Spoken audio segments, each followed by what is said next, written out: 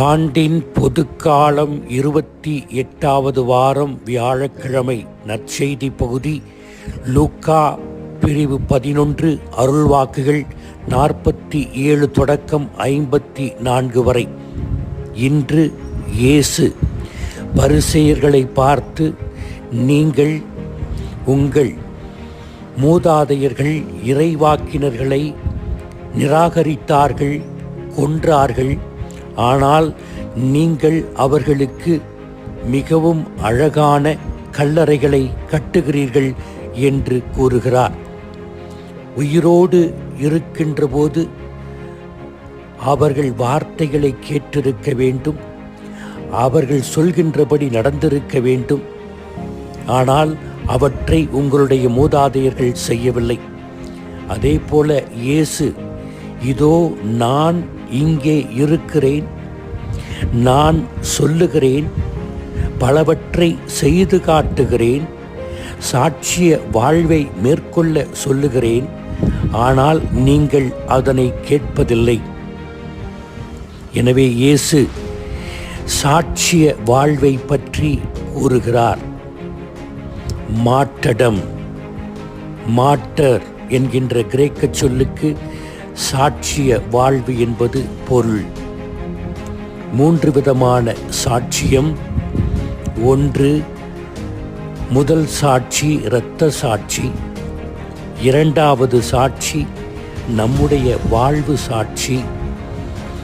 3வது சாட்சி மகிழ்ச்சியான வாழ்வு.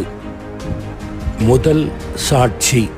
கிறிஸ்தவத்தினுடைய தொடக்க காலத்திலே இரத்த சாட்சி. இயேசுவுக்காக தங்கள் உயிரை, தங்களுடைய இரத்தத்தை தியாகம் செய்தவர்கள். சிலுவையில் அறையப்பட்டார்கள், தலை வெட்டுண்டு கொலை செய்யப்பட்டார்கள், மிருகங்களுக்கு பலியானார்கள். இவர்கள் எல்லாம் முதல் சாட்சிகள். இயேசுவினுடைய மதிப்பீடுகளை வாழ்ந்து காட்டி அதற்காக தன்னுடைய உயிரை தியாகம் செய்தவர்கள்.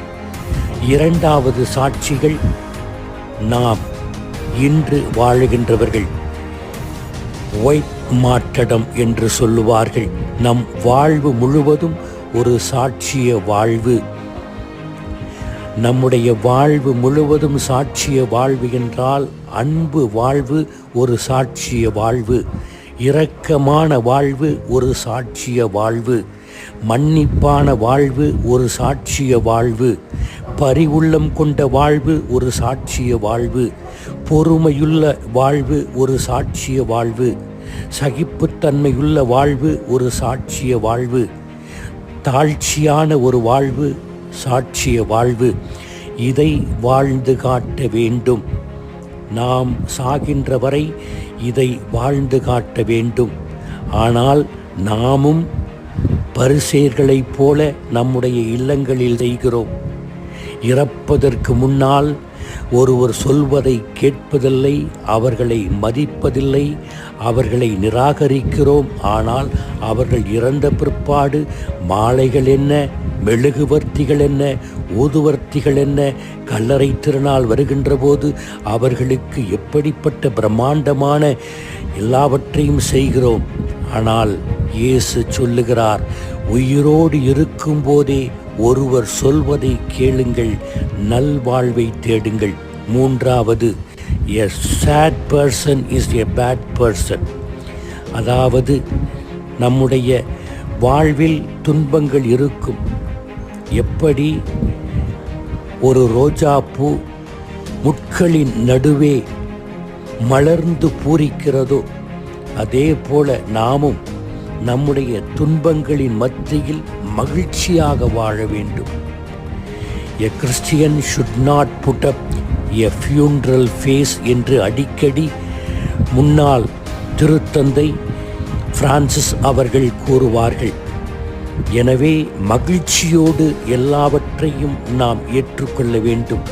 துன்பத்தை நாம் மகிழ்ச்சியோடு ஏற்றுக்கொண்டு, இயேசுவுக்காக நான் சாட்சிய வாழ்க்கை வாழ்கிறேன் என்று நாம் வாழ வேண்டும்.